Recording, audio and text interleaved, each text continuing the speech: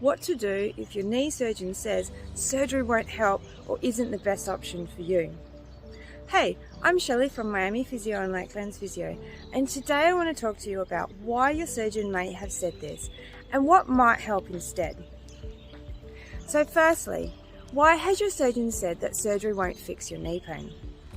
So one of the biggest reasons is because sometimes the radiological imaging, so the X-ray and MRI, doesn't match with your symptoms. That is, your pain and your function might be quite affected, but on X-ray and scans, your joint actually doesn't look so bad. We know that pain is multifactorial, meaning that lots of factors such as lifestyle, mental health, your beliefs around pain, general health and social well-being all contribute to your perception and your experience of pain. So if your joint looks okay on scans, but your pain is bad, it may be that the soft tissue and the joint tissue is part of the whole picture, but it's not the only thing that's contributing to your pain. So in this situation, if the surgeon fixed your knee, it wouldn't give you the pain-free outcome that you're actually hoping for. Does this sound familiar? If you've been told this, keep watching to find out your options. So what should you do instead to decrease your knee pain and help improve your function? So this depends on the factors that are contributing to your situation. With help, if we can work out what other factors are contributing to your pain, then we can help you to work on these factors. So some of the factors that are perhaps possible to change are weight, smoking, general health, and your pain perception. So look, I'm not suggesting this is going to be easy. So if it resonates with you, keep watching and let's look at how one of the most common factors, weight, can influence your knee. So we know that obesity has a high correlation with poor outcome of surgery, but also a big impact on the load on your knee. Let's break this down a little bit. So being in the obese category of the BMI charts puts you at a 10 times increased risk of poor healing and a poor outcome following a joint replacement surgery.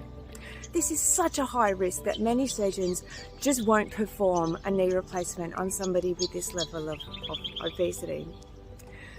Now let's look also at the loads and the force side of things. So when you walk, you're putting an average compressive force through your knee of 2 to 3 times your body weight. If you play golf, your lead leg is going to take 4.4 times your body weight. Going up the stairs, 3.3 times. Squatting down to pick something up, somewhere between 4 and 6.7. So it's a lot of load on your knee. On the upside, if you're carrying a bit of extra weight and you have knee pain, and you can manage to decrease your knee pain, even just by a small amount, you can see from these examples above that this can take a big load off your knee joint and may in fact mean that you can function with far less or maybe no pain. So how do you decrease your body weight when you have knee pain stopping you from exercising? So that's where we come in. As physios, we can assess the movement, the strength and the function of your knee in general.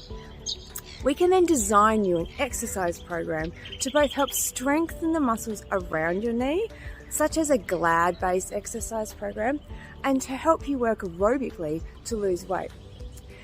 If land-based exercises are too much to start, we can start with a hydrotherapy program where the effects of buoyancy take some of the weight off of your painful joint whilst you're exercising and getting stronger. It's definitely not a one-size-fits-all exercise approach, and we will work with you to get your program right and to progress it as you get fit and stronger.